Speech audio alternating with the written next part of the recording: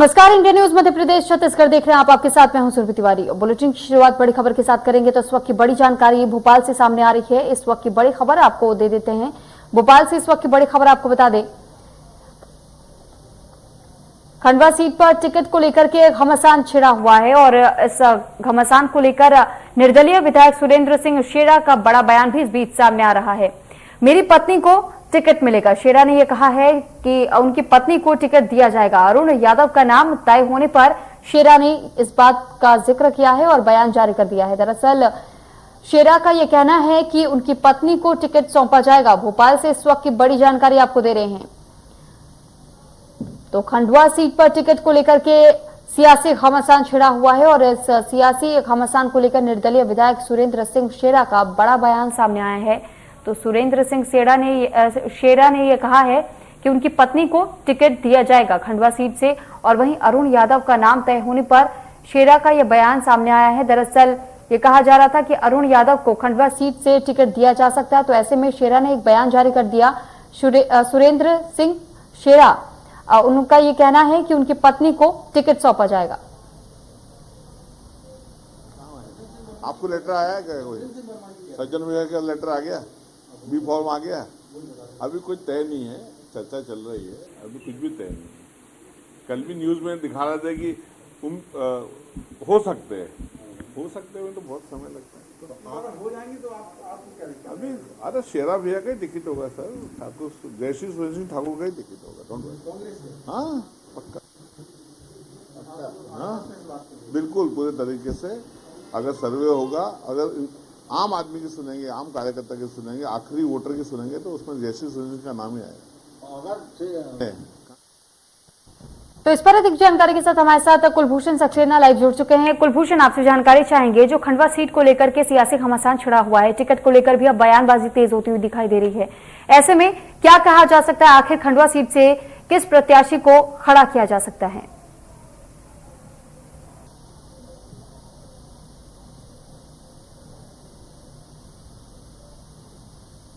सामने आएंगे, लेकिन उसके पहले जिस प्रकार से कह सकते हैं कि खंडवा लोकसभा सीट में उपचुनाव है और दिवंगत नेता नंद कुमार सिंह चौहान के निधन के बाद ये सीट खाली हुई थी। हालांकि कांग्रेस की तरफ से अरुण यादव लगभग फाइनल है, नाम होने की घोषणा है, लेकिन सुरेंद्र सिंह शेरा ने जिस प्रकार से 2018 में कांग्रेस पार्टी को अपना समर्थन दिया था और इसके पहले भी जो उनके पिता हैं और दादा हैं वो कांग्रेस पार्टी में थे, तो अब सुरेंद्र सिंह शेरा जो कि निर्दलीय विधायक है वो अपनी धर्मपत्नी जयश्री के लिए टिकट मांग रहे हैं। हालांकि आज वो नरोत्तम मिश्रा से मुलाकात करने उनके निवास में पहुंचे थे और इस बीच अगर देखा जाए तो यहाँ पे वो जयश्री के लिए, उनकी जो धर्मपत्नी है उनके लिए टिकट मांगते हुए नजर आ रहे हैं। उनका साफ तौर पे यही कहना है कि खंडवा लोकसभा की जो जनता है वो जयश्री को टिकट दिलाना चाहती है और इसके साथ ही अगर आप वहां सर्वे भी कराएंगे तो जयश्री का नाम फाइनल होगा।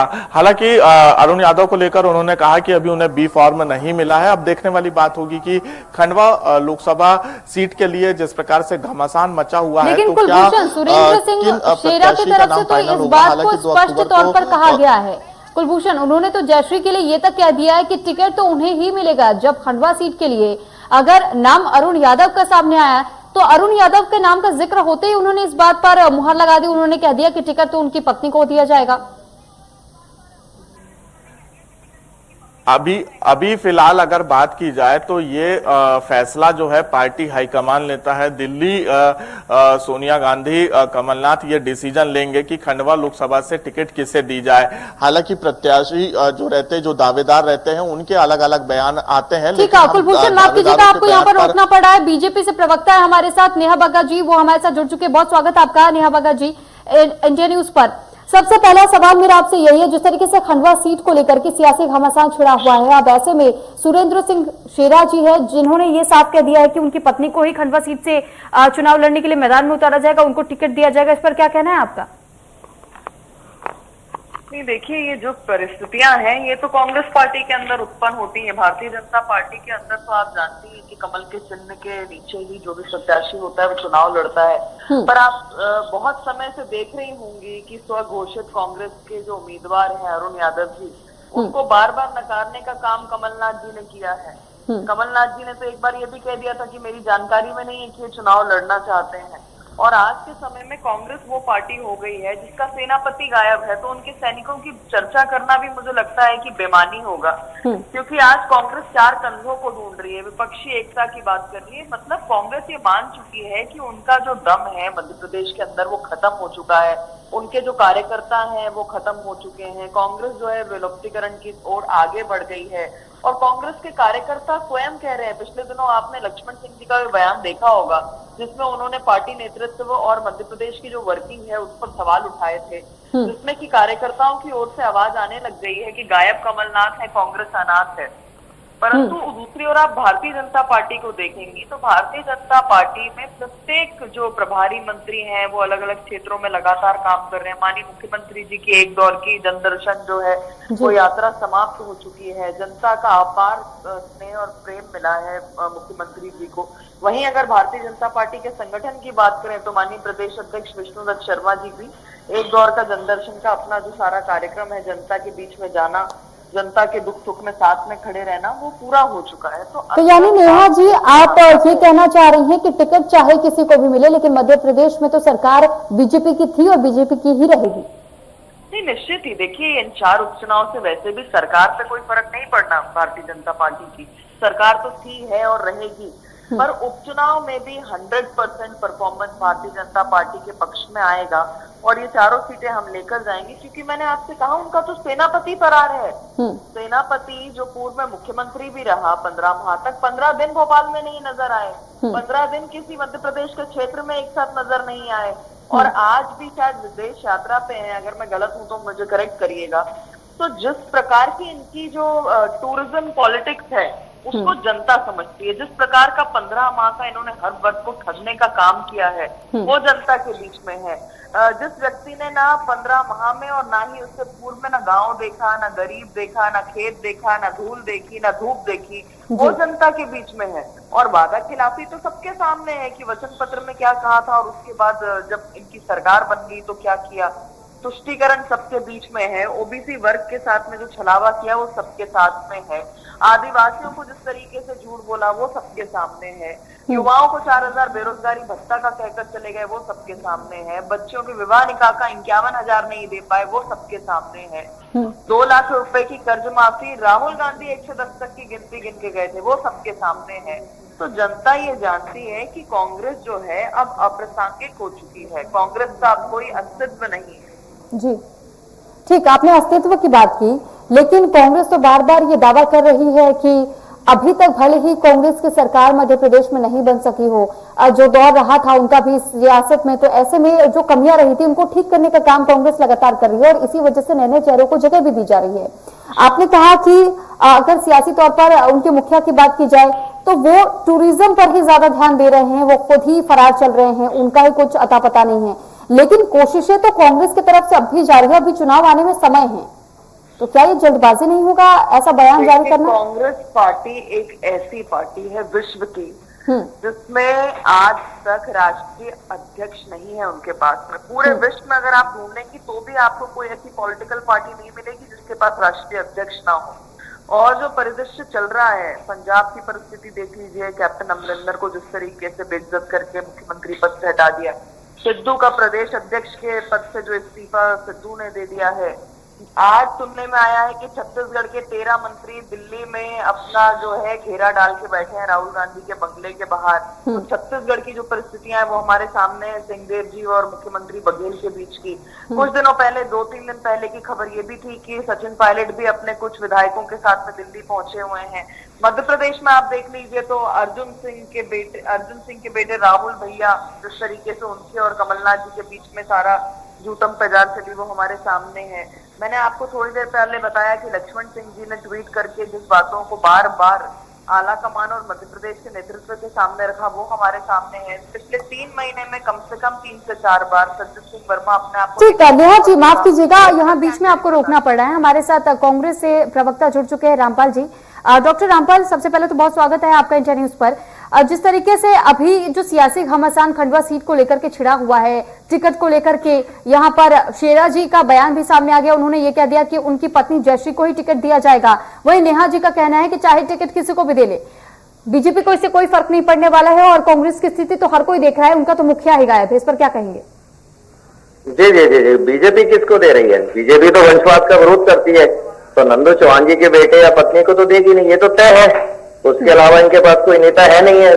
दूसरी जो बुरहानपुर की नेता है उनके वो चुनाव हारी चुकी है अभी, तो इनके पास तो कोई नेता है ही नहीं ना। हमारे पास तो है, हम तो जिसको देना है दे देंगे। आप तो ये बताइए चुनाव किस पर लड़ा जाएगा, किस मुद्दे पर लड़ा जाएगा? अभी शिवराज जी गए थे खंडवा, वहां के मंडल अध्यक्ष ने बोल दिया साहब यहाँ तो 17 साल में कोई काम नहीं हुआ है, चुनाव कैसे जीतेंगे? लेकिन राम पांडे जी के मुंह पर बोला है। राम पांडे जी, आपने कहा कि आपके पास नेता है, बीजेपी के पास नेता नहीं है। बीजेपी तो इस बात का दावा करे कि उनके पास तो हर कोई, मुखिया की बात करे, चाहे विधायकों की बात करे, नेताओं की बात करे, मंत्रियों की बात करे, उनके पास तो हर कोई है। लेकिन कहीं ना कहीं सियासी तौर पर टूट तो आप लोगों में पड़ रही है। कांग्रेस की इस वक्त स्थिति क्या है वो पूरा देश देख रहा है। वंशवाद के विरोधी है तो कैसे दे सकते हैं नंदू चौहान के बेटे को? पहले अपनी स्थिति तो स्पष्ट करें कि हम वंशवाद के विरोधी है या समर्थक है, और नंदू भैया के बेटे ने काम किया है या वह भाजपा के कार्यकर्ताओं ने काम किया है? वो नंदू भैया के बेटे का नाम चल ही क्यों रहा है जब ये वंशवाद विरोधी है? तो ये हर बात में तो वंशवाद को लेकर आती है, फिर उनके बेटे का नाम कैसे आ गया इनकी कमेटी? चलिए ठीक, आपके इसी सवाल का जवाब नेहा जी से ले लेते हैं। नेहा जी, आपने पूरी बात तो राम जी की सुनी ली है, अब इस पर जवाब भी दे दीजिए। देखिए, बहुत स्पष्ट है कि जो जयश्री जी को टिकट मिलने की बात हुई है कांग्रेस से, जो शेरा जी ने कही है अपनी धर्मपत्नी के लिए, ये कांग्रेस के लिए उन्होंने कहा है कि कांग्रेस पार्टी उनकी धर्मपत्नी को टिकट देगी। तो मुझे ये बता दीजिए कि जो स्वघोषित इनके उम्मीदवार हैं अरुण यादव जी, उनका क्या होने वाला है? क्या कमलनाथ जी ने सर्वे की बात कहकर इसीलिए टाल दिया था क्योंकि कमलनाथ जी के पास ऑलरेडी शेरा जी की धर्मपत्नी को टिकट देने का मन बना लिया था? और सबसे महत्वपूर्ण बात है, क्या कांग्रेस पार्टी के पास अपना कोई कार्यकर्ता नहीं बचा है कि उन्हें निर्दलीय जो विधायक हैं उनकी धर्मपत्नी को टिकट देनी पड़ेगी? तो आज जो पार्टी कंगाली की ओर आगे बढ़ चुकी है, जिसके पास ना नेता है न नेतृत्व है, वो भारतीय जनता पार्टी पर सवाल उठा रहे हैं। मैंने आपको बताया कि माननीय मुख्यमंत्री जी की दर्शन यात्रा पूरी हो गई।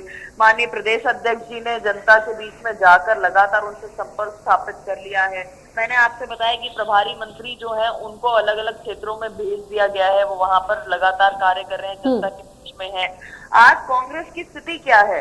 आज कांग्रेस की स्थिति ये है कि कमलनाथ जी विदेश की यात्रा पर हैं, जो प्रदेश अध्यक्ष भी हैं, पूर्व मुख्यमंत्री भी हैं और नेता प्रतिपक्ष भी हैं। आज उस व्यक्ति को कमान दे दी है कांग्रेस पार्टी ने, माननीय दिग्विजय सिंह, जिनका बंटाधार का कार्यकाल रहा है और जो स्वयं कहते हैं कि अगर मैं जनता के बीच में जाऊंगा तो मैं मेरी वजह से वोट कट जाते हैं कांग्रेस पार्टी के। तो आज वोट कटुआ व्यक्ति जो है वो प्रमुख बन के इनकी पार्टी का नेतृत्व कर रहा है, और ये स्पष्ट दिखाता है कि कंगाली की ओर जो इनका खालीपन है कांग्रेस पार्टी का, वो उसकी ओर आगे बढ़ चुकी है कांग्रेस। और विपक्षी दलों की एकता की बात कहकर मध्य प्रदेश के अंदर कांग्रेस ने स्वीकार लिया है कि कांग्रेस के पास अब कार्यकर्ताओं का बल भी नहीं है, कांग्रेस पार्टी के पास अपना स्वयं का संगठन भी अब सुरक्षित नहीं है, और कांग्रेस जो है वो विलुप्तीकरण की ओर आगे बढ़ चुकी है। चलिए ठीक नेहा जी, अब आपके जवाबों में से ही एक बार फिर से राम पांडे जी की प्रतिक्रिया भी हम जान लेते हैं। आप क्या कहना चाहेंगे राम जी, क्योंकि उन्होंने तो साफ तौर पर कह दिया कि आपके पास तो अब ऐसा कुछ रह नहीं गया है कि सरकार को किस तरीके से चलाना है, किस तरीके से बचाना है, क्योंकि सियासी दांवपेच में तो खुद ही कांग्रेस उलझी हुई है। जी, कहाँ जवाब दिया? अभी कहाँ मना किया कि नंदू भैया के बेटे को नहीं देंगे? हम वंशवाद का विरोध करते हैं, नाम केवल उसी अकेले का चल रहा है। और विदेश यात्रा की बात है तो शिवराज जी वहां अमेरिका क्यों गए थे? क्यों कहा था कि वहां मध्य प्रदेश से अच्छी सड़कें अमेरिका की हैं? खंडवा का जो रास्ता 2 घंटे का इंदौर से आज 6 घंटे लगते हैं, इतनी सड़क उखड़ी हुई पड़ी हुई है। और वहां के कार्यकर्ता बोल चुके हैं कि खंडवा में कोई काम नहीं हुआ है। ये खंडवा में किस मुंह से जा रहे हैं? क्या 110 के पेट्रोल पर वोट मांगेंगे, या 100 रुपए के डीजल पर मांगेंगे, जिससे किसानों की लागत बढ़ गई है, या 1000 रुपए के गैस सिलेंडर से महिलाओं से मांगेंगे?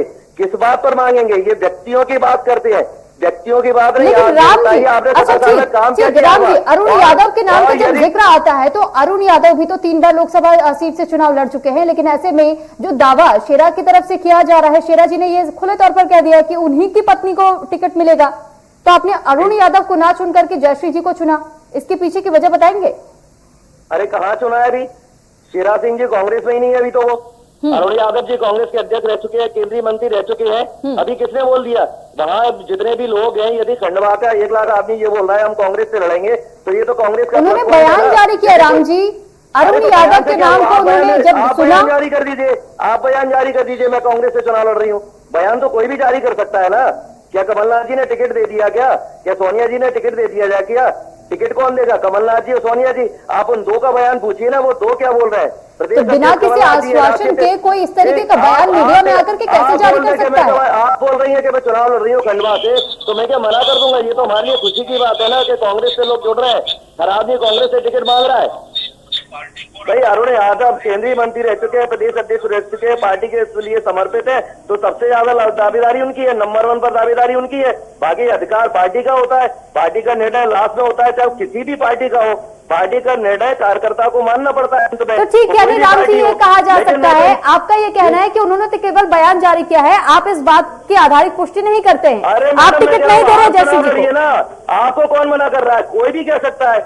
भाई आप एक शेरा पर क्यों अटकी हुई है? तो हम तो आपसे सिर्फ इतना जानना चाह रहे कि आप टिकट नहीं दे रहे हैं, 50,000 कार्यकर्ता आप टिकट नहीं दे रहे जयश्री जी को, क्या आप जयश्री जी को टिकट नहीं दे रहे हैं, अरुण यादव को ही आगे करेंगे? दे रही हूँ। ये कमेटी में डिसाइड होता है कौन किसको दे रहा है। ये बीजेपी ये बताए ना किसको दे रही है। ये वंशवाद में नंदू भैया के बेटे ने क्या किया है वहाँ? नंदू भैया के बेटे ने क्या काम किया है जो उसको टिकट दे रहे हैं? वंशवाद का आरोप लगाते हैं। ये वंशवादी क्यों अपना रहे हैं? क्यों दोगली नीति करते हैं? क्यों नंदू भैया के बेटे को टिकट दिया जा रहा है? जो बीजेपी के कार्यकर्ता वहां काम कर रहे हैं, इनकी दरी बिछा रहे हैं, उनको क्यों नहीं दिया जा रहा है? क्यों नंदू भैया के बेटे को दिया जा रहा है? ये इनसे पूछिए।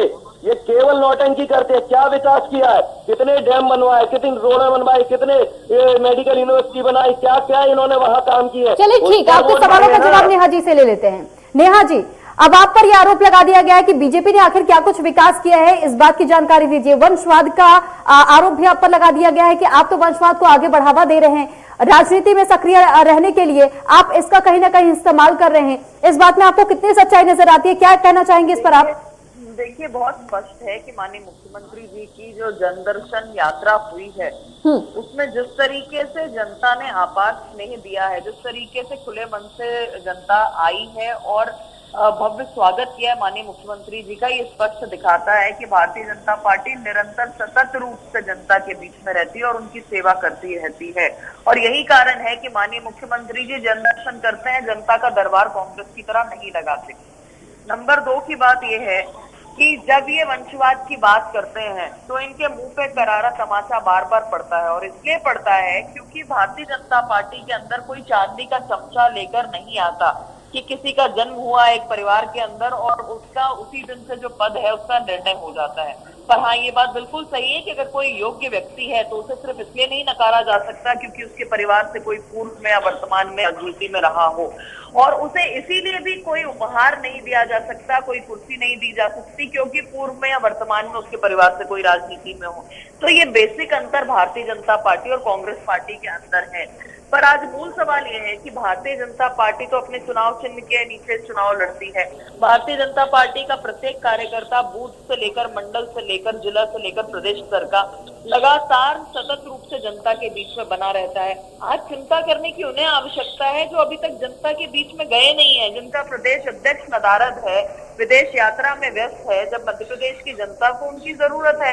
आज इन्हें जरूरत है कि 15 माह का जो इन्होंने लूट की खसूट की भ्रष्टाचार की सरकार चलाई थी, जितनी वादा खिलाफी करी थी उस पर जवाब दें। आज इन्हें बताने की जरूरत है कि 15 माह में जितना वचन पत्र में झूठ लिखा था उसके लिए एक इन्हें श्वेत पत्र सामने लाना चाहिए। और देखिए, ये भारतीय जनता पार्टी का आरोप नहीं है कि ये भ्रष्टाचारी सरकार इन्होंने 15